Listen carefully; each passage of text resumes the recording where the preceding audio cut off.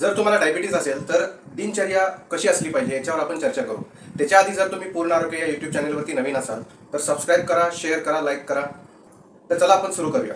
पहिल्यांदा ज्यावेळी रात्रीचा आपण झोपी जातो त्याच्या आधी तुम्ही मेथीचे दाणे 2-3 चमचे मेथीचे दाणे ग्लासभर पाण्यामध्ये भिजायला ठेवले पाहिजेत. आणि पाणी थोडंसं कोमट असलेलं खूप छान. सकाळी उठल्या उठल्या तुम्ही ते पाणी प्यायचं आहे. अनुषा पोटी जर तुम्ही पाणी पिलात तर खूप छान पद्धतीनं मेथीच्या दाण्याचा चांगला असर होतो शुगर कमी करण्यासाठी. त्याच्यासोबत तुम्ही जे मेथीचे दाणे आहेत ते तुम्ही चावून बारीक करून खाल्लं तरी चालेल. त्यानंतर तुम्ही थोडंसं 1 तासभर मेडिटेशन आणखी प्राणायाम केलं पाहिजे. आणि कपालभाती जे आहे, कपालभाती प्राणायाम आहे ते जनरली श्वासोच्छवासाचा प्राणायाम असतो, हे तुम्हाला माहीतच आहे. तर तुम्ही ते डिटेल प्राणायाम कसा करायचं, काय करायचं हे तुम्ही बघू शकाल.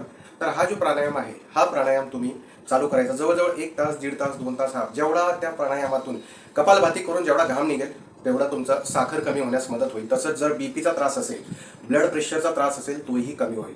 ठीक आहे. त्यानंतर तुम्ही जो चहाला यायचा आणि तो चहा कोणता करून घ्यायचा, तो एक चहा नाही तर तो काढा आहे. तर तो काढा कोणता घ्यायचा, दालचिनीसोबत तुम्ही काळी मिरी, हळद थोडी टाकून याचा तुम्ही काढा करून घ्यायचा आहे. तो काढा पिलात की थोडासा तुम्ही नाश्ता करायचा आहे. थोड्या वेळाने आंघोळ वगैरे करून तुम्ही नाश्ता करायचा आहे. तो नाश्ता कोणता असावा, तर तो जास्त शुगर असेल तर थोडंसं एक्स्ट्रीम लेवलला ते पाळलं पाहिजे. पण नाहीतर नॉर्मल तुम्ही टॅबलेटवरती आहे आणि तुम्हाला इन्शुलिन इंजेक्शनची वगैरे अशा काही गोष्टींची गरज नसेल तर तुम्ही नाश्ता तुम्ही पोहेसुद्धा घेऊ शकता किंवा म्हणजे तुम्ही भाकरी आणि सिंपल किंवा नाचणीची भाकरीचा सुद्धा नाश्ता सकाळ सकाळी खूप छान पद्धतीनं तुम्हाला मेथीची भाजी असं करून नाचणीची भाकरीचा नाश्ता तुम्ही घेऊ शकता. खूप छान असतो तो. आणि नाचणीचं खूप छान ग्लुकोज कमी करायला, साखर कमी करायला त्याचा खूप चांगला रोल आहे. त्याच्यासोबत त्यानंतर तुम्ही दुपारचं जेवण घेतलं पाहिजे. दुपारच्या जेवणात कोणत्याही प्रकारचं हे नसावं, गोड पदार्थ कोणतेही नसावेत. दुसरी गोष्ट, तुम्ही ज्वारीची भाकरी खाऊ शकता आणि थोडासा भात खाऊ शकता, डाळ खाऊ शकता. ठीक आहे. हे पदार्थ तुम्ही वापरा. दुपारी दही ताक असेल तरी खूपच छान, ते तुम्ही वापरा. गाईचं दूध आणि गाईचं दुधाचं एकदम देशी गाईच्या दुधाचं तूप हे तुमच्या आहारात असायला हवं. ठीक आहे. हे पदार्थ तुम्ही जरूर हे करा. 4 वाजता उठला की तुम्ही 4 वाजता फ्रूट घ्या. पण दुपारी तुम्ही ज्यावेळी हे करता, म्हणजे ज्यावेळी नाश्ता सकाळी करता आणि दुपारी जेवण करता त्याच्यामध्ये 3 तास असतात. तर त्या 3 तासात तुम्ही अजून एक ज्यूस पिला पाहिजे किंवा तो रस पिला पाहिजे. त्याचं नाव आहे विजयसार. विजयसारचं तुम्ही पाण्यात टाकून विजयसार पिला पाहिजे. त्याच्यासोबत तुम्ही अलोवेराचा ज्यूस प्या.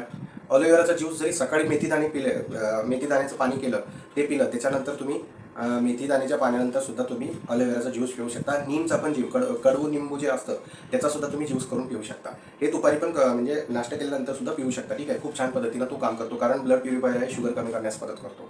आता ते झालं की आवळा जर असेल, आमलाचा ज्यूस सुद्धा तुम्ही 3-4 वाजता, जसं जेवण केल्यानंतर तुम्ही नाश्ता करता त्याच्यामध्ये 1-2 तास असतात तर तुम्ही आवळ्याचा ज्यूस प्या. जांभूळचा ज्यूस पिऊ शकता, ते पण तुमचं रक्तातली शर्करा कमी करण्याचं काम करतं. त्याच्यासोबत जेवणामध्ये भेंडीची भाजी तुम्ही जरूर दररोज खाली तरी चालेल. भेंडीची भाजी नाचणीच्या भाकरीबरोबर तुम्ही खाली तरी साखर कमी होण्यास मदत होते. त्यानंतर तुम्ही जे आहे ते 4 वाजता तुम्ही एक देशी गाईचं दूध आणि त्याच्यासोबत हळद टाकून तुम्ही घेऊ शकता. हे सुद्धा तुम्हाला साखर कमी करण्यास मदत करतं. पण साखर टाकू नका. ठीक आहे. आणि जर तुम्हाला जास्तच वाटलं, जास्त चहा दिवसा, तर तुम्ही जरूर एक आयुर्वेदिक चायपत्ती असते तिच्यासोबत तुम्ही थोडंसं साखर नका, काळा गूळ, सेंद्रिय नैसर्गिक गूळ असतो तो थोडासा घ्या. ठीक आहे. तो तुम्हाला चालू शकतो. ठीक आहे. एवढी पत्ते पाळी तर थोडीफार साखर असेल तरी काही प्रॉब्लेम नाही. जर तुम्हाला इन्शुलिन इंजेक्शन असेल आणि साखर तुमची 400च्या वरती आहे, 350-400, मग डेंजर झोनमध्ये, मग पूर्णपणे काहीच नको. ठीक आहे. दुसरी गोष्ट, तुम्ही अधूनमधून फळांचं सेवन करा. फळांचं सेवन खूप चांगलं. त्यात व्हिटॅमिन सी, आमला जे आहे ते व्हिटॅमिन सीचा चांगला सोर्स आहे. आमला म्हणजे आवळ्याचा तुम्ही रस पिऊ शकता. प्लस जे लिंबू पाणी म्हणणं किंवा लिंबू पाण्यामध्ये साखर नाही टाकायची, त्याच्यासोबत तुम्ही संत्र्याचा ज्यूस तुम्ही पिऊ शकता. हे तुम्हाला योग्य पद्धतीनं चांगलं हे करा. आता रात्रीच्या जेवणामध्ये मी पुन्हा एकदा सांगतो की रात्रीच्या जेवणामध्ये ज्वारी, नाचणीची भाकरी ही असली तरी चालेल. गव्हाचं अन्न ठीक आहे, तुम्ही गव्हाचं अन्न घेऊ शकता, पण एवढं नको. आणि रात्रीचं जेवण तुम्ही हेवी नका करू. रात्रीचं जेवण तुम्ही काय करा, थोडंसं घ्या, हलकंसं जेवण घ्या रात्रीचं तुम्ही. मग तुम्हाला रिझल्ट बघा, रिझल्ट किती खूप छान येईल. आणि त्याच्यानंतर तुम्ही ज्यावेळी 4, 5, 6 वाजता त्यावेळी तुम्ही वॉक करा आणि फास्ट वॉक करा. पळायचं नाही किंवा स्लो पण चालायचं नाही. आणि ते ज्यावेळी वॉक करता, चालता, त्यावेळी असं चालायचं की गप्पा टप्पा मारत चालायचं नाही. त्यावेळी कसं चालायचं की थोडंसं फास्ट चालायचं, की जेणेकरून हृदयाचं जे नॉर्मल जे हार्टबीट असतात त्याच्यापेक्षा हार्टबीट वाढले पाहिजे. म्हणजे तुमच्या हृदयाचा व्यायाम होतं, तसंच तुमच्या शरीराचा सगळं व्यायाम होतं आणि त्याच्यातून तुम्हाला घाम निघतो, बॉडी स्वच्छ होते, क्लीन होते, डिटॉक्सिफाय होते, म्हणजे बॉडी विषारी घटकांपासून दूर होते. म्हणून तुम्ही थोडंसं 1 तास 1.5 तास मस्त चाला. त्यानंतर तुम्ही जर आध्यात्मिक लेवलला जर असेल तर तुमच्या देवाचं वगैरे जे तुम्ही जे ज्यांना मानता त्यांचं तुम्ही ध्यान नामस्मरण करा आणि रात्रीचं हलकंसं जेवण घेऊन तुम्ही झोपी जा. आणि झोपताना नक्की मेथीचं पाणी जरूर तुम्ही मेथीचे दाणे भिजत घाला. तसंच कधी कधी तुम्ही पेरू जे आहे तो पेरू पण खूप छान आहे, तर पेरूचं ते तुम्ही सेवन करत जा फळांमध्ये, तर खूप छान पद्धतीनं ते सुद्धा.